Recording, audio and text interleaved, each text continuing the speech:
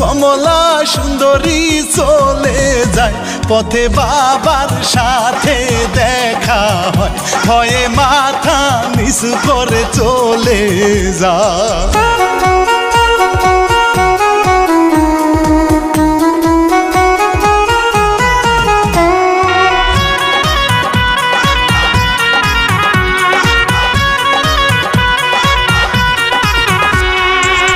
এইভাবে সুজন মাঝি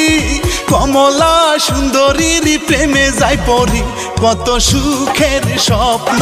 দুইজন দেখে ভালোবাসার ঘর বান্দিবারে